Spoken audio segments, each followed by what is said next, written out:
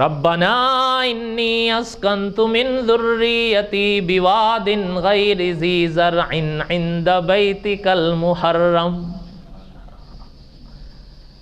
बाज़ अकाबिर ने इस आयत को तर्जुमानी में ढाला माने को कि अल्लाह आपके हुक्म के मुताबिक तो हम इनको छोड़ के जा रहे हैं, लेकिन यहां ऐसा शहर आबाद फरमा कि सारे जहान के शहर मिल जाएं, इस शहर का मुकाबला न कर सके। अभी तो कुछ नहीं है, बल्कि हमारे एक मुल्क के आलिम थे, फौत हो गए, वो फरमाया करते थे कि यानी आलम तसव्वुर है ना कि अहले दिल पूछते हैं कि हजरत इब्राहिम क्या मांग रहे हैं आप, तो पैगंबर की जो शान है ना वो वजाहत करती है आलम तसव्वुर में कि जिससे मांग रहा हूं उसके लिए मुश्किल ही कब है, मुश्किल तो आप और हमारे लिए होती है।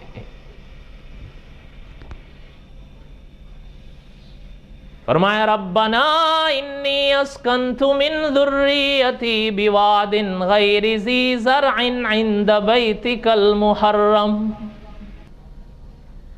अभी तो वहां कुछ भी नहीं है, हत्ता कि सब्ज घास का तिनका नहीं है।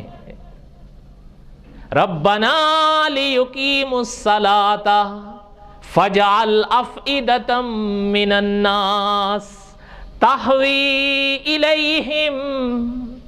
लोगों के दिलों को इस तरफ फेर देना। आज देखें जहान में कोई कहां हो, हजरत इब्राहिम की आवाज पर अगर लब्बैक कही थी तो फिर मक्का वो आकर रहेगा। एक बार कही थी तो एक बार आ जाएगा, 2 बार कही थी तो 2 बार जाएगा, 10 बार कहेगी तो तहवी इलैहिम। लोगों के दिल इनकी जानब फेर देना मेरे अल्लाह, अब तो कुछ नहीं है। और साथ ही फरमाया, चूंकि वहां तो सब्ज घास का तिनका भी नहीं, फरमाया कि इनको रिज्क देना मेरे अल्लाह, और रिज्क भी फलों का देना। उलमा ने लिखा है कि अगर मक्का मुकरमा की वादी देखें तो वहां क्या है, लेकिन हजरत इब्राहिम की दुआओं का यह फल है कि कायनात में कहीं और फलों की कमी हो तो हो, लेकिन मक्के में हर वक्त हर मौसम का फल मिलता है। बल्कि पता है एक आलिम हुए, अब तो फौत हो गए, दुआ करें अल्लाह ताला उनकी मग़फ़िरत फरमाएं। वो इस मौके पर बड़ी अजीब बात इरशाद फरमाया करते थे। फरमाते थे कि अगर मिसाल के तौर पर एक सेब है, अगर आप यहाँ खाएं उसका मज़ा कुछ और है, वही सेब आप मक्का मुकरमा खाएं तो कुछ और है। वो फरमाते थे कि ये आलम ये है कि जब हरम की हद आती है तो उन फलों में हजरत इब्राहिम की दुआओं का नूर आता है। कोई बात आपको भी समझ में आ रही है ये?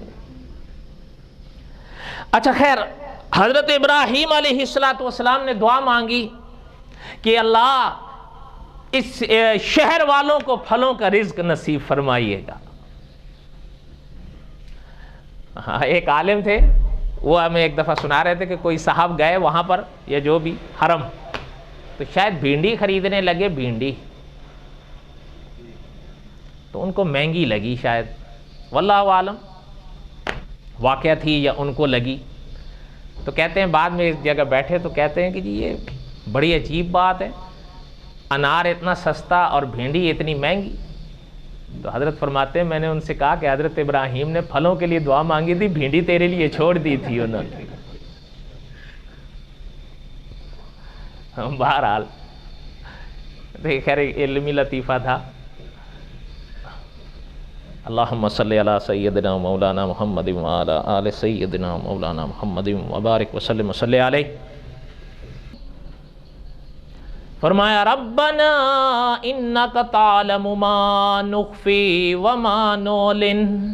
फरमाया अल्लाह मेरे दिल में जो है, हमारे दिल में हम जो रखते हैं वो भी आप जानते हैं, और जो हम जाहिर करते हैं वो भी आप जानते हैं।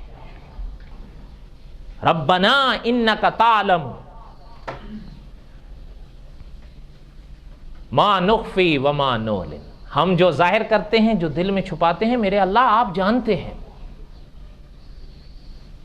और क्यों ना जाने, हजरत इब्राहिम अलैहिस्सलाम के जरा जुमले देखें, वमा यख्फा अलल्लाह मिन शैइन فی الارض ولا فی السماء، فرمایا ہمارے اللہ سے کوئی شے چھپی بھی نہیں ہے، چاہے زمین کی ہے یا آسمانوں کی ہے۔ اچھا، اس سے بعد آگے اسی سورت کی آیت نمبر 441 میں جو حضرت ابراہیم نے دعا مانگی ہے نا، ذرا غور کریں، بعض اکابر نے اس دعا کو بھی اسی موقع پر بیان فرمایا ہے، بعد میں دوسرے مرحلے پر۔ بہرحال دعا سن لیں، فرمایا رب اجعلنی مقیم الصلاۃ ومن ذریتی ربنا وتقبل دعا، کہ اللہ مجھے بھی نمازی رکھیو، میری اولاد کو بھی نمازی رکھیو۔ فرمایا رب اجعلنی مقیم الصلاۃ ومن ذریتی ربنا وتقبل دعا، فرمایا اللہ مجھے بھی نمازی رکھیو، میری اولاد کو بھی نمازی رکھیو۔ بعض علماء نے بڑی ایک عجیب بات یہاں پر لکھی ہے کہ حضرت ابراہیم علیہ السلام کی دعا پر غور کریں۔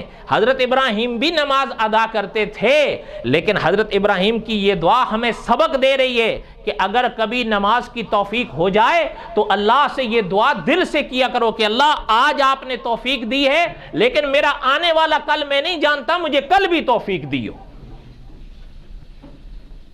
مجھے بھی دیو اور میری اولاد کو بھی دیو۔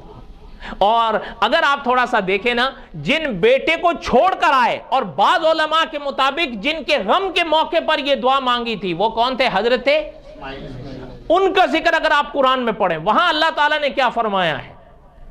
وَاذْكُرْ فِي الْكِتَابِ اسماعیل۔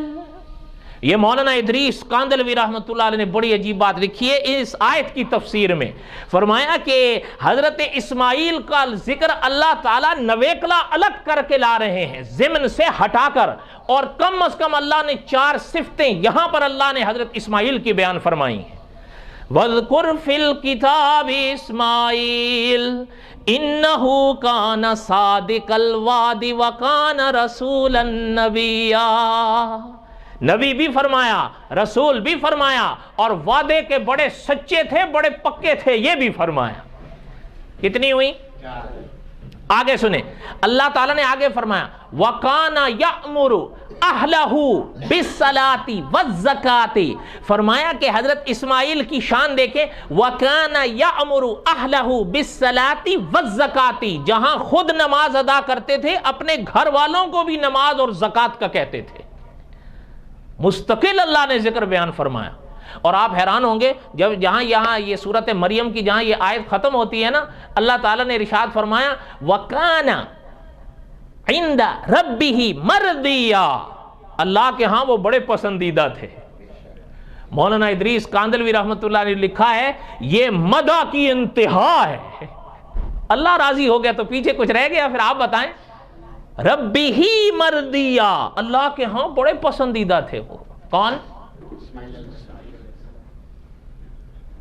فرمایا رب اجعلنی مقیم الصلاۃ ومن ذریتی ربنا وتقبل دعا، ربنا اغفر لی ولوالدی وللمؤمنین یوم یقوم الحساب، فرمایا میرے اللہ جب قیامت کا دن آئے مجھے بھی بخش دیجیو، میرے ماں باپ کو بھی بخش دیجیو، ہر مسلمان کو بخش دیجیو۔ بعض علماء نے لکھا ہے جب درود شریف سے فارغ ہوا کریں، جب نماز ختم کرنے لگا کریں، تو بعض علماء نے لکھا حضرت ابراہیم کی یہ دعا پڑھنا اس موقع پر سب سے افضل ہے، جائز تو دوسری بھی ہیں۔ بعض اکابر نے فرمایا اس موقع پر سب سے افضل یہ ہے کہ انسان نماز کو حضرت ابراہیم کی اس دعا پر ختم کرے۔ آپ کو تو یاد ہی ہوگی، یاد ہے یا نہیں ہے؟